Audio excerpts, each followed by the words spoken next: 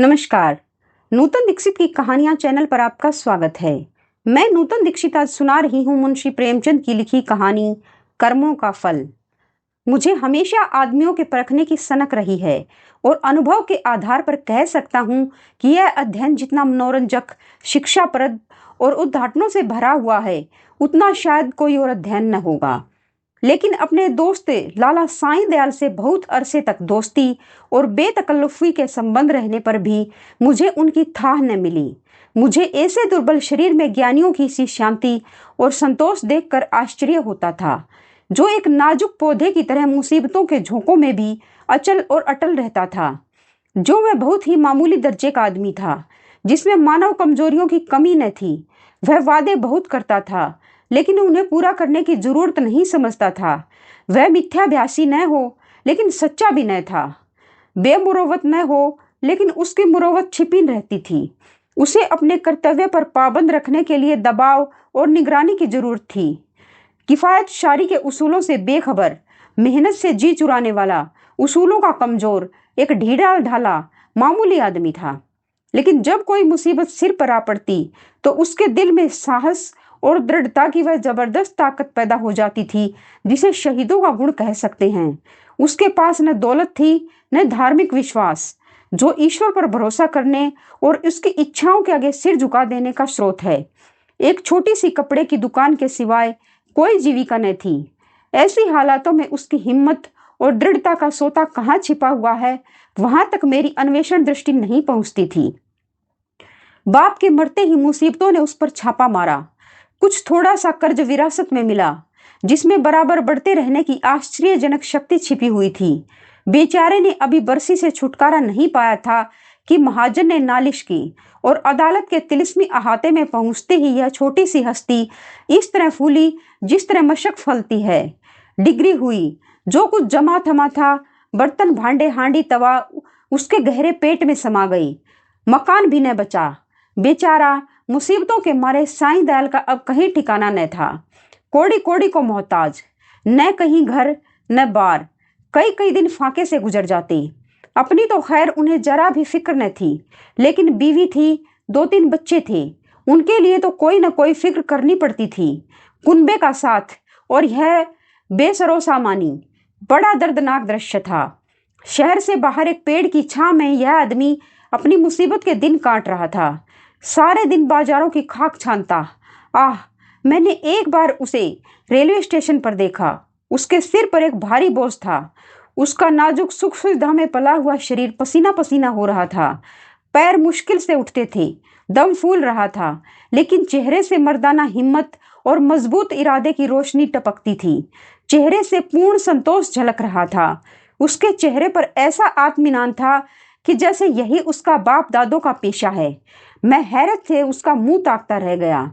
दुख में हमदर्दी दिखलाने की हिम्मत न हुई। कई महीने तक यही कैफियत रही। आखिरकार उसकी हिम्मत और सहन शक्ति उसे इस कठिन दुर्गम घाटी से बाहर निकाल लाई। थोड़े ही दिनों के बाद मुसीबतों ने उसे फिर घेर लिया। ईश्वर ऐसा दिन दुश्मन को भी न दिखलाई। मैं 1 महीने के लिए बंबई चला गया था। वहां से लौटकर उससे मिलने गया। वह दृश्य याद करके आज भी मेरे रोंगटे खड़े हो जाते हैं और दिल डर से कांप उठता है। सुबह का वक्त था। मैंने दरवाजे पर आवाज दी और हमेशा की तरह बेतकल्लुफ अंदर चला गया, मगर वहां साईं दयाल का वह हंसमुख चेहरा, जिस पर मर्दाना हिम्मत की ताजगी झलकती थी, नजर न आया। मैं 1 महीने के बाद उनके घर जाऊं और वह आंखों से रोते लेकिन होठों से हंसते दौड़कर मेरे गले लिपट न जाए, जरूर कोई आफत है। उसकी बीवी सिर झुकाए आई और मुझे उसके कमरे में ले गई। मेरा दिल बैठ गया। साईं दयाल एक चारपाई पर मैले कुचैले कपड़े लपेटे, आंखें बंद किए पड़ा दर्द से करा रहा था। जिस्म और बिछोने पर मक्खियों के गुच्छे बैठे हुए थे। आहट पाते ही उसने मेरी तरफ देखा। मेरे जिगर के टुकड़े हो गए। हड्डियों का ढांचा रह गया था। दुर्बलता की इससे ज्यादा सच्ची और करुण तस्वीर नहीं हो सकती। उसकी बीवी ने मेरी तरफ निराशा भरी आंखों से देखा। मेरे आंसू भर आए। उस सिमटे हुए ढांचे में बीमारी को भी मुश्किल से जगह मिलती होगी, जिंदगी का क्या जिक्र। आखिर मैंने धीरे से पुकारा। आवाज सुनते ही वह बड़ी बड़ी आंखें खुल गईं, लेकिन उनमें पीड़ा और शोक के आंसू न थे। संतोष और ईश्वर पर भरोसे की रोशनी थी। और वह पीला चेहरा, आह, वह गंभीर संतोष का मौन चित्र, वह संतोष में संकल्प की सजीव स्मृति। उसके पीलेपन में मर्दाना हिम्मत की लाली झलकती थी। मैं उसकी सूरत देखकर घबरा गया। क्या यह बुझते हुए चिराग की आखिरी झलक तो नहीं है? मेरी सहमी हुई सूरत देखकर वह मुस्कुराया और बहुत धीमी आवाज में बोला, तुम ऐसे उदास क्यों हो? यह सब मेरे कर्मों का फल है। मगर कुछ अजब बदकिस्मत आदमी था। मुसीबतों को उससे कुछ खास मोहब्बत थी। किसे उम्मीद थी कि वह उस प्राण घातक रोग से मुक्ति पाएगा? डॉक्टरों ने भी जवाब दे दिया था। मौत के मुंह से निकल आया। अगर भविष्य का जरा भी ज्ञान होता तो मैं सबसे पहले उसे जहर दे देता। आह, उस शोकपूर्ण घटना को याद करके कलेजा मुंह को आता है। धिक्कार है इस जिंदगी पर कि बाप अपनी आंखों से अपने इकलौते बेटे का शोक देखे। कैसा हंसमुख, कैसा खूबसूरत होनहार लड़का था, कैसा सुशील, कैसा मृदुभाषी। जालिम मौत ने उसे छांट लिया। प्लेग की दुहाई मची हुई थी। शाम को गिल्टी निकली और सुबह को कैसी मनहूस अशुभ सुबह थी। वह जिंदगी सवेरे के चिराग की तरह बुझ गई। मैं उस वक्त उस बच्चे के पास बैठा हुआ था और साईं दयाल दीवार का सहारा लिए खामोश आसमान की तरफ देखता था। मेरी और उसकी आंखों के सामने जालिम और बेरहम मौत ने उस बच्चे को हमारी गोद से छीन लिया। मैं रोते हुए साईं दयाल के गले से लिपट गया। सारे घर में कोहराम मचा हुआ था। बेचारी माँ पछाड़े खा रही थी। बहनें दौड़ दौड़ कर भाई की लाश से लिपटती थी और जरा देर के लिए ईर्ष्या ने भी संवेदना के आगे सिर झुका दिया था। मोहल्ले की औरतों को आंसू बहाने के लिए दिल पर जोर डालने की जरूरत न थी। जब मेरे आंसू थमे तो मैंने साईं दयाल की तरफ देखा। आंखों में तो आंसू भरे हुए थे। आह, संतोष का आंखों पर कोई बस नहीं, लेकिन चेहरे पर मर्दाना दृढ़ता और समर्पण का रंग स्पष्ट था। इस दुख की बाढ़ और तूफानों में भी शांति की नैया उसके दिल को डुबोने से बचाए हुए थी। इस दृश्य ने मुझे चकित नहीं, स्तंभित कर दिया। संभावनाओं की सीमाएं कितनी ही व्यापक हों, ऐसी हृदयद्रावक स्थिति में होश हवास और इत्मीनान को कायम रखना उन सीमाओं से परे है। लेकिन इस दृष्टि से साईं दयाल मानव नहीं, अति मानव था। मैंने रोते हुए कहा, भाई साहब, अब संतोष की परीक्षा का अवसर है। उसने दृढ़ता से उत्तर दिया, हाँ, यह कर्मों का फल है। मैं एक बार फिर भौचक्का होकर उसका मुंह ताकने लगा। लेकिन साईं दयाल का यह तपस्वियों जैसा धैर्य और ईश्वर इच्छा पर भरोसा अपनी आंखों से देखने पर भी मेरे दिल में संदेह बाकी था। मुमकिन है जब तक चोट ताजी है सब्र का बांध कायम रहे, लेकिन उसकी बुनियादें हिल गई हैं, उसमें दरारें पड़ गई हैं। वह अब ज्यादा देर तक दुख और शोक की जहरों का मुकाबला नहीं कर सकता। क्या संसार की कोई दुर्घटना इतनी हृदयद्रावक, इतनी निर्मम, इतनी कठोर हो सकती है? संतोष और दृढ़ता और धैर्य और ईश्वर पर भरोसा, यह सब उस आंधी के समान घास फूस से ज्यादा नहीं। धार्मिक विश्वास तो क्या, आध्यात्म तक उसके सामने सिर झुका देता है। उसके झोंके आस्था और निष्ठा की जड़ें हिला देते हैं। लेकिन मेरा अनुमान गलत निकला। साईं दयाल ने धीरज को हाथ से न जाने दिया। वह बदस्तूर जिंदगी के कामों में लग गया। दोस्तों की मुलाकातें और नदी के किनारे की सैर और तफरीह और मेलों की चहल पहल, इन दिलचस्पियों में उसके दिल को खींचने की ताकत अब भी बाकी थी। मैं उसकी एक एक क्रिया को, एक एक बात को गौर से देखता और पढ़ता। मैंने दोस्ती के नियम कायदों को भुलाकर उसे उस हालत में देखा। उसके विचारों के सिवा कोई न था, लेकिन उस हालत में उसके चेहरे पर वही पुरुषोचित धैर्य था और शिकवे शिकायत का एक शब्द भी उसकी जबान पर नहीं आया। इस बीच मेरी छोटी लड़की चंद्रमुखी निमोनिया की भेंट चढ़ गई। दिन के धंधे से फुर्सत पाकर जब मैं घर पर आता और उसे प्यार से गोद में उठा लेता तो मेरे हृदय को जो आनंद और आत्मिक शक्ति मिलती थी उसे शब्दों में नहीं व्यक्त कर सकता।